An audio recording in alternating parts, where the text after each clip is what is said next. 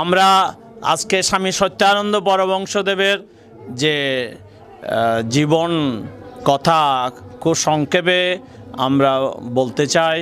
তিনি জন্মগ্রহণ করেছিলেন আমাদের পটিয়া সেই গোরলা গ্রামে একটা সেন বংশে তিনি জন্মগ্রহণ করেছিলেন। তার পূর্ব নাম ছিল মহেন্দ্রলাল সেন।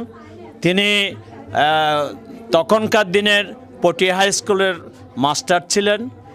তিনি তখনকার দিনের বিএ পাস এবং তিনি এই স্কুলের শিক্ষকতা ত্যাগ করে তিনি চলে গেলেন কাশীতে এবং কাশীতে গিয়ে তিনি সন্ন্যাস গ্রহণ করলেন। এবং যে বৎসর স্বামী বিবেকানন্দ ওনার মাকে নিয়ে চন্দ্রনাথ দর্শন আসছিলেন, সেই বৎসর 1901 সালে স্বামী সত্যানন্দ পরমহংসদেব তিনি সেই কাশীর থেকে বেনারস থেকে তিনি ফিরে এসেছিলেন এই চট্টগ্রামে। স্বামী সত্যানন্দ পরমহংস রূপে তিনি পরিচিত হলেন এবং এই চট্টগ্রামের মধ্যে গিরি সম্প্রদায়ের প্রবর্তক হিসাবে আমরা তাকে প্রথম আচার্য হিসাবে পাই। শঙ্কর মঠ মিশনের সীতাকুণ্ডের প্রথম আচার্য হিসাবে তিনি আমাদের কাছে নমস্য। আমরা পরম্পরা, গুরু পরম্পরা তাকে প্রণাম জানাই।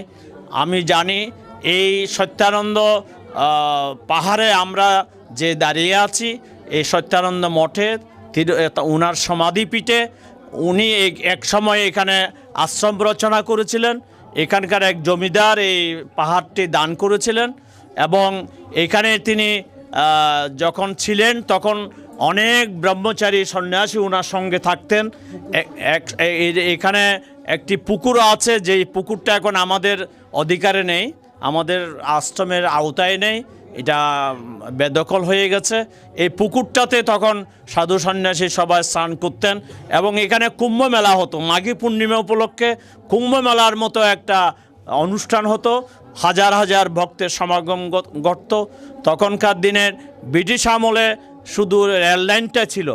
আমাদের তখনকার দিনের ইতিহাস আমরা যে পড়েছি, সে রেল লাইন ছাড়া আর কোনো যোগাযোগের ব্যবস্থা ছিল না। এবং এখানে স্বামী সত্যানন্দের যে আপন ভাগিনা বিপ্লবী সূর্য সেন, মাস্টারদা সূর্য সেন, তিনি এখানে যাতায়াত করতেন এবং বিপ্লবীরা এখানে যাতায়াত করতেন, যার ফলে প্রথমে ব্রিটিশ সেই গুর্খা সৈন্যরা এই রেল স্টেশন থেকে, চৌধুরীয়া রেল স্টেশন থেকে ফায়ার করে এই আশ্রমের ক্ষতি সাধন করে। এবং এখানে এর পরবর্তীতে আবার যখন আশ্রম আমরা নতুন করে দেখলাম সংস্কার হচ্ছে, সূর্য সেন ছিলেন উনার আপন ভাগিনা, অর্থাৎ স্বামী সত্যানন্দ পরমহংসদেবের আপন ভাগিনা। এবং স্বামী সত্যানন্দের অনুপ্রেরণায় তিনি আধ্যাত্মিক চেতনায় তিনি উদ্বুদ্ধ ছিলেন এবং মাস্টারদা সূর্য সেন তিনি বিপ্লবী চেতনায়ও তিনি উদ্বুদ্ধ ছিলেন। এবং এখানে পার্শ্ববর্তী যে জালালাবাদ যুদ্ধ হয়েছিল, তখন বিপ্লবী সমস্ত দলের তারা যারা অনন্ত সিং, লোকবল, এই বিপ্লবী সূর্য সেনের সঙ্গে তারা এসে এই আশ্রমে আশ্রয় নিয়েছিলেন। এবং এই জন্যই আমরা দেখেছি গুর্খা সৈন্যরা এই আশ্রমকে আক্রমণ করেছিলেন।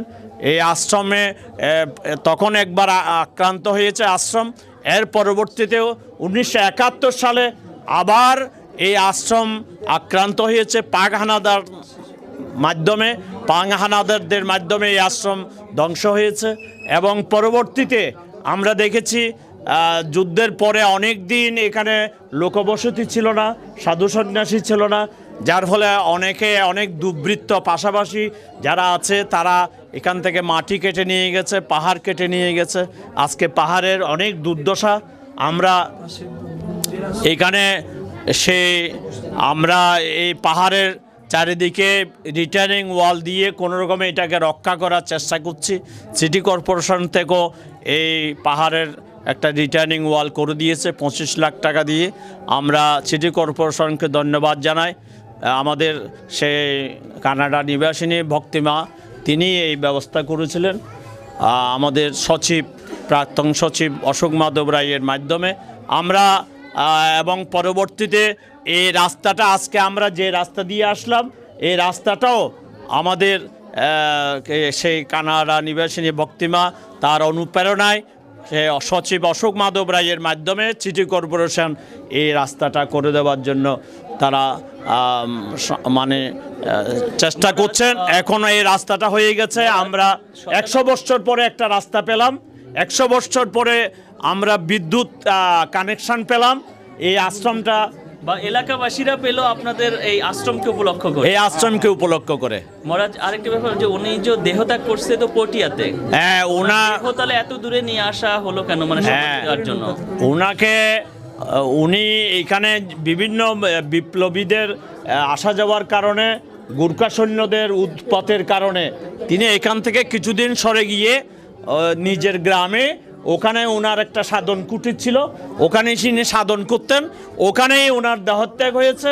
এবং ওখানে বিপ্লবীদের মানে খুঁজতে গিয়ে উনি পুলিশের দ্বারা ওখানে ঘেরা হয়ে গিয়েছিলেন এবং সেখানে তিনি সমাধি অবস্থায় নিজে ইচ্ছা মৃত্যুবরণ করেছেন। এবং ওখান থেকে ভক্তরা ওনাকে ট্রাকে করে এখানে নিয়ে আসছিলেন, নৌকাতে করে ট্রাকে করে এখানে নিয়ে আসছেন। তখন বোধহয় ট্রাকের ব্যবস্থা ছিল না, তখন গরুর গাড়ি বোঝাই করে যতটুকু পেরেছেন নৌকা দিয়ে আনছেন, তারপর গরুর গাড়ি করে ওনাকে এখানে নিয়ে আসছেন। এবং উনি অন্তিম ইচ্ছা প্রকাশ করে গিয়েছিলেন যে সাধুর পাহাড়ে আমার সমাধি হবে। এই জন্য ওনার জন্মস্থান থেকে ওনার দেহটাকে এখানে নিয়ে আসা হয়েছিল এবং এখানে সমাধিস্থ হয়েছে। এবং আজকে আমরা ওনার 114তম তিরুভাব উৎসব পালন করছি। সুতরাং আমরা জানি আচার্য শঙ্করের ধ্যান করতে করতে স্বামী সত্যানন্দ আচার্য শঙ্করের মতোই তার জীবন তিনি লাভ করেছিলেন মাত্র 32 বছর বয়স। এই 32 বছর বয়সে ওনার দেহত্যাগ এবং এর মধ্যেই ওনার কাশীতে বেদ বেদান্তকে তিনি চর্চা করেছেন এবং সন্ন্যাস জীবন যাপন করেছেন। এবং সারা ভারতবর্ষের আমাদের শঙ্কর মঠ মিশনের সমস্ত পৃথিবীতে আজকে যে শঙ্কর মঠ মিশনের শঙ্করাচার্যের আমরা আদর্শ প্রচার করছি, সেই আদর্শ আমরা স্বামী সত্যানন্দ থেকে পেয়েছি। ধন্যবাদ মহারাজ। আমি আরেকটা কথা বলি, ওনার সাথে আমাদের একজন খুব আমাদের উচ্চ মার্গের একজন সাধকের পরিচয় ঘটেছিল কাশীতে। এবং স্বামী সত্যানন্দের জীবনীতে আমরা দেখছি যে উনি স্থলিঙ্গ স্বামীর থেকেও যোগদীক্ষা লাভ করেছিলেন। সুতরাং সেই হিসাবে আমরা বলতে পারি, যেমন লোকনাথ বাবা তিনি ভগবান গাঙ্গুলির পর সেই স্থলিঙ্গ স্বামীর আন্ডারে ছিলেন কাশীতে, এবং সেখানে দেখা যাচ্ছে আমাদের স্বামী সত্যানন্দ ওই স্থলিঙ্গ স্বামীর তিনি আশ্রয় লাভ করেছিলেন। এবং সেখান থেকে এই যোগদীক্ষা, আমাদের যে যোগদীক্ষার যে নিয়মগুলি পদ্ধতিগুলি সেগুলি স্থলিঙ্গ স্বামীর থেকে প্রাপ্ত বলা যায়। সুতরাং আমরা খুব ভাগ্যবান, আমরা আচার্য শঙ্করের সে ধারাকে অনুসরণ করে আমরা যে চলছি।